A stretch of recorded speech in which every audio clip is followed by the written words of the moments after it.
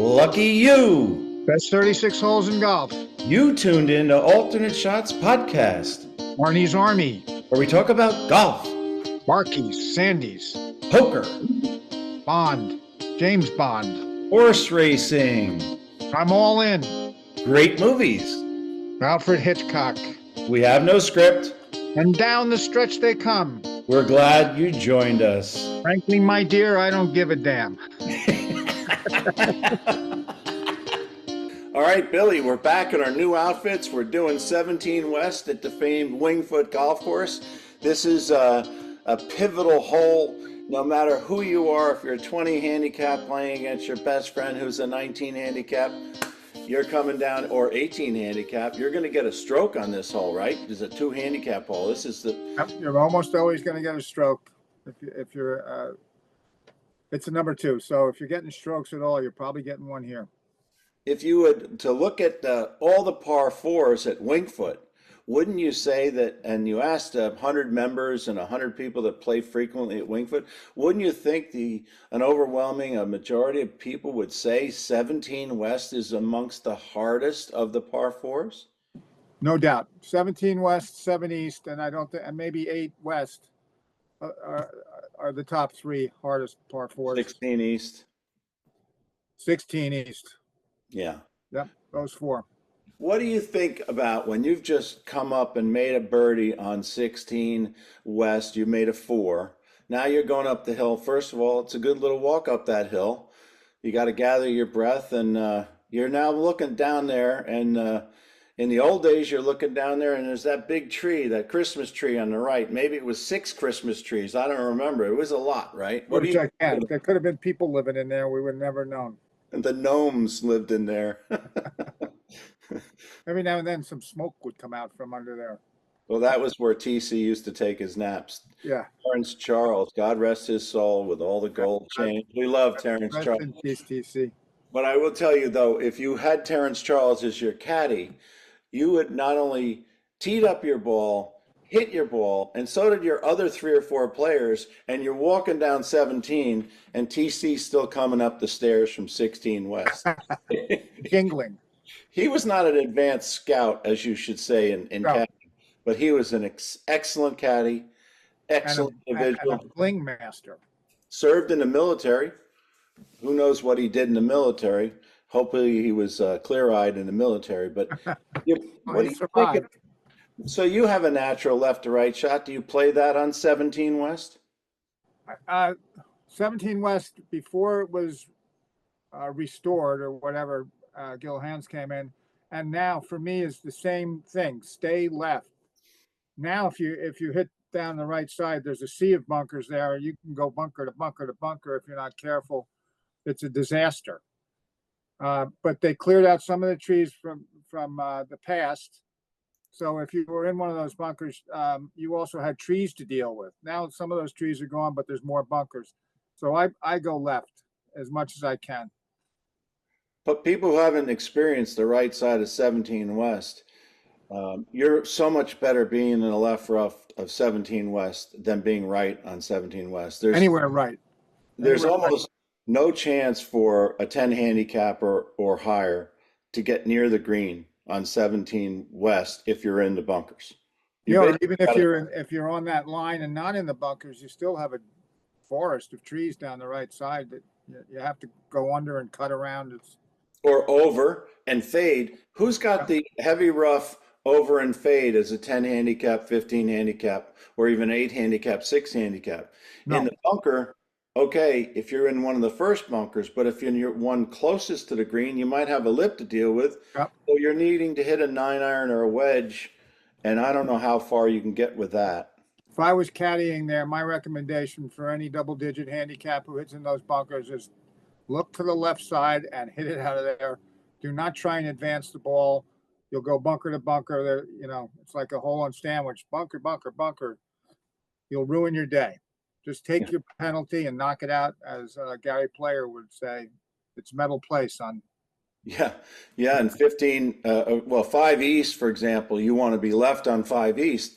I think if I was caddying today on 17 West, I'd say to my golfer, I'd say, see that green way in a distance, like 500 yards out? That's 17 east. And you can see just to the right of it, the clubhouse. I say aim at that. Yeah. If you hit it at it, you might be in the fairway. If you pull it, you might be in the rough. If you fade it, you're not going to go in the bunkers. But even what's amazingly intrinsic in that hole is not only is it a difficult tee shot and a long hole, but that green can wreak havoc when you get there. There's no simple putts on that green. There's no easy pin positions. But before we get to the green, now you're hit a perfect tee shot and you got 210 or 220 left. Let's just imagine that's what you've got left. What are you pulling out of the bag and what are you thinking about? Where are you aiming that next shot? Well, if I'm in the middle or left side of the fairway, I'm probably going to be an idiot and take out a 3-wood and hope I can run it up there the last 20 yards or 10 yards. If I'm in the right side of the fairway, I'm a lot more confident with a 3-wood because I can hit a cut and just bang away and hope it doesn't. I hope I don't hit the dreaded straight ball into one of those greenside bunkers or left of them. Yeah, so it would actually. I'd use probably the same club, but I'd have a different thought, picture of a shot from the left and from the right. I think you just described if you're in the left side of the fairway, you have maybe a yard to work with on that shot that's got to run because you don't carry the ball 220 yards with your 3-wood. No. Most 10 handicap, guys like that. So they've got to play for a little run, which there's an opening to the green. But if you're on the left side, it's about this wide, maybe 2 yards, because if you're just to the right of that, it's going to run up, but it's going to go in the bunker or the rough. And if it's a serious match and I'm getting a shot and a 5-for-4 has a good chance of winning, I'll lay up with a 5-wood or my classic Orlamore. I don't mind if I'm 10, 15 yards short of that green if I'm right up the gut. You're going to putt it from there anyway. I'll putt it anyway. So you're trying to make a 5 or a 4. If I'm confident that a 5 will do the trick, then I'm certainly going to lay up there from the left side. From the right, I'm swinging away. Well, like Banks said, no, who said they didn't come to watch me bunt? Whatever. Yeah. Well, Montgomery hit a wonderful shot in the 2006 Open under the trees and onto the green. But Jeff Ogilvy, now he was in the mix coming down. He was ahead of Mickelson, I guess, and he hit a wonderful shot, which somehow or another went to the left side of the green, right? He wasn't putting it, he was chipping, right? Yeah.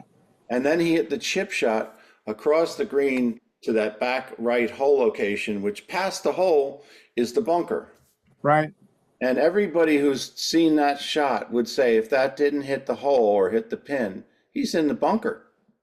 What happened? He made 3 on the hole. That got him to, from 6 over to 5 over because he parred the 18th hole, good par there, to be 5 over and leader in the clubhouse. And didn't think he was going to win. Really, the only guy in that Open that in contention at the end that bared down and stuck with it. Yeah, he didn't blow up. I don't remember what he had on 16, but I know he made 3 on 17, and he made par on 18. As Mike Durkin said to us, they went into the pro shop to sign their cards. That's where they were signing cards. And Ian Poulter played with him. Ian Poulter was in the mix for a while. He says, "Don't go anywhere. You got to." Oh, forget it. He says, "Nicholas." He said, "Nicholas." Well, Nicholas would have won it. Yeah. That's a Freudian slip. Nicholas would have won where Mickelson was standing on 16 at 3 over par. I think. Or where Colin Montgomery was standing. Either way, either one. Nicholas was either Montgomery or Mickelson. He definitely won. Nicholas would have won even if his drive went where Mickelson's drive went, which it never would have. Right. But yeah, he would have had enough common sense to know that just knock it out and get it up and down or bogey and win. Well, Nicholas would have chosen either a 1-iron or a 3-wood and aimed it at the right fairway bunker, knowing that if he hit it straight, he's in the fairway. If he pulled it, he's in the fairway. If he pushed it, he's in the right rough. But he still got a look at the green with all three of those shots. But as Billy Harmon said, Mickelson missed his target by perhaps 100 yards. and it wasn't the first time. It was like David Faraday said, watching Mickelson play golf is like watching a drunk chasing a balloon along a cliff. Well, And back on like, stop, what are you doing? Oh, well, back on 17, if we look at the 1984 Open, that was the one that Fuzzy Zoeller won in a playoff. But again, Greg Norman was coming down. He just made an incredible par on 16, as we covered already. And now, in those days, there were pine trees just over the bunker in the right rough. About half a dozen or so pine trees right there with the pine coming down and so forth. Where did Norman drive it? He drove it this far from the pine tree.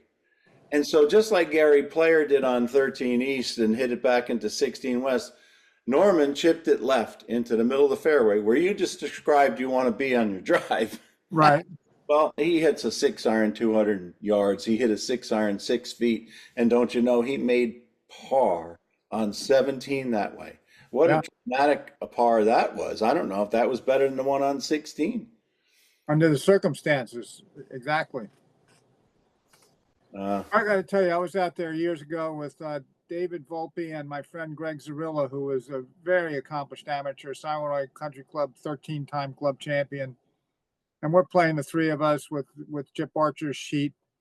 And we raised the unit on the 16 tee. And Greg Zarilla goes, Hogan Eagle. So we raised the unit again on what's that? So he hit it in the fairway and then hold it out? Hit it on 16 fairway, hit it in the fairway, hit it on the green, made the putt for a 3. Okay, so that hole he made a Hogan, in regulation. Yeah, Eagle. Yep. in regulation A eagle. lot of units. Yep. So we raised the unit again on 17, and Zarilla makes a Hogan birdie for another 3 and another pile of money. And Dave Volpe says to me, "You got any more bright ideas?" I said, "Yeah, we got to raise the unit one more time." And Zarilla goes, Hogan birdie on 18. So he finished 3-3-3 and cleaned us out. But it was remarkable to watch that happen. That's not something people do very often.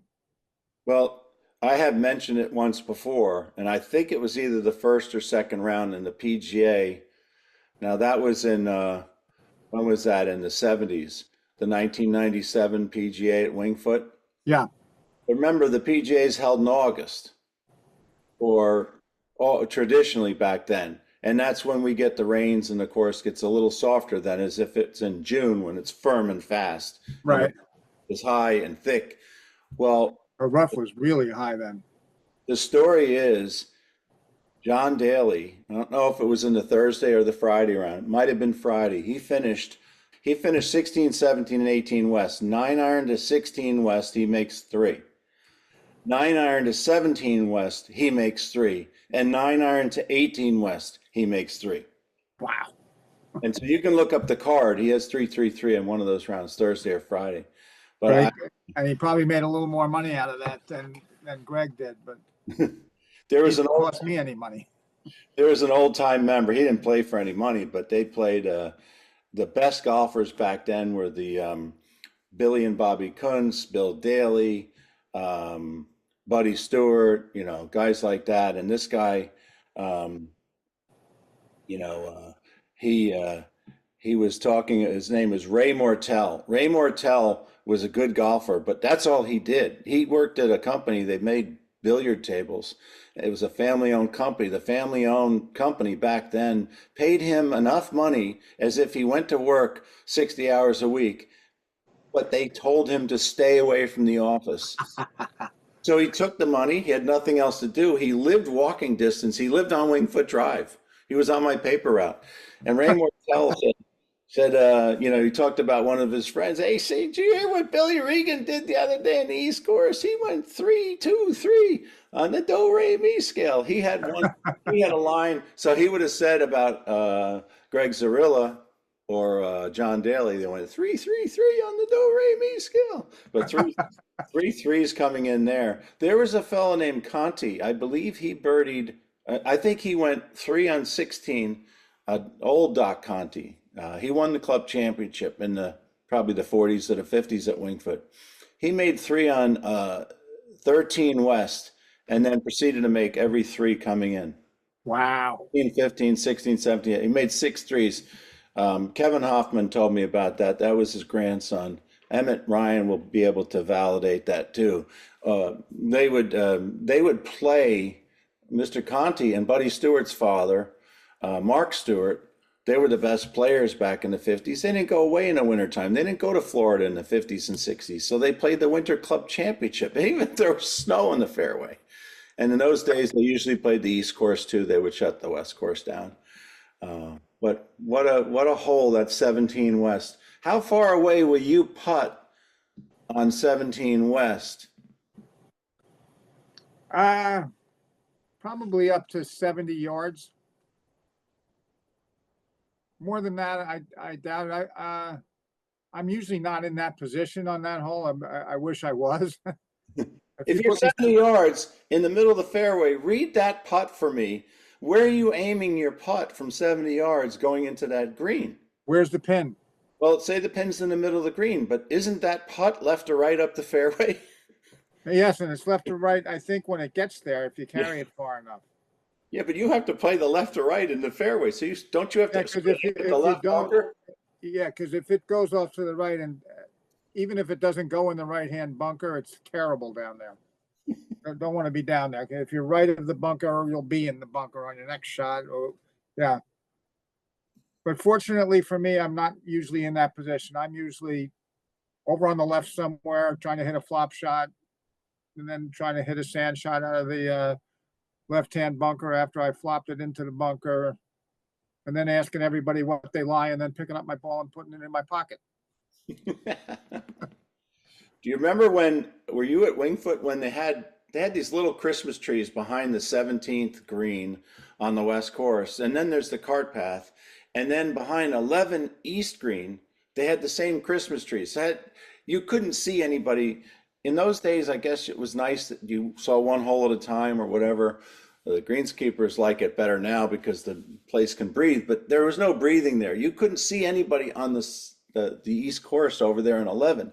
Yeah. I remember as about a 12, 13-year-old kid, I caddied in the big money game, and there was this guy, Vic DeRobertis, who would play with Bill Fugazi and Don Scott and Joe Savoca. And a lot of us, like Bart McDade and Kevin Ryan and even Birdman, we all caddied one bag. And I'm playing golf on the 17 West one day in a match, and I miss a 4-footer, and I said, "That's a crock of shit." Just about as loud as I said it. Maybe I said it a little louder. Nothing, I didn't know anything, whatever. The next day I'm caddying in the big game for Vic DeRobertis and blah, blah, blah, blah, blah. And he says, "Oh, you are in huge trouble. Huge trouble. Uh-oh. Huge trouble. You don't have any idea. You're gonna have to go in front of the board of governors." I'm like, "What did I do? What did I do?" He really put me on. It was a punk. I got punked by Victor Roberts, a 70-year-old guy back in 1972 or whatever it was. He said, "Well, you were heard cursing on the 17 West." Apparently, what happened was his wife, who was a lovely woman, she was playing the 11th East with a couple of her lady friends, and they heard us. She didn't report us or anything like that, but she told her husband, and he said, "I don't know how to fix it." Yeah. We got a wrap here. We got 20 seconds left. What do you think about 17 West, and are we getting ready for 18? Yeah, 17 West, the classic hole, rivals any par 4 in the world that I've ever played. And if I make a 4 there, I'm very happy. And the occasional 3, God bless me. If I can do that, I'll remember it. Why are you laughing? Well, at least we have the laugh to add at the end. That's what happened. Somebody changed my grip, and the next thing you know, I can't do the podcast anymore. I felt like I was in the first row of the first pew at church right during the sermon. And your brother was poking you. My brother was making me laugh.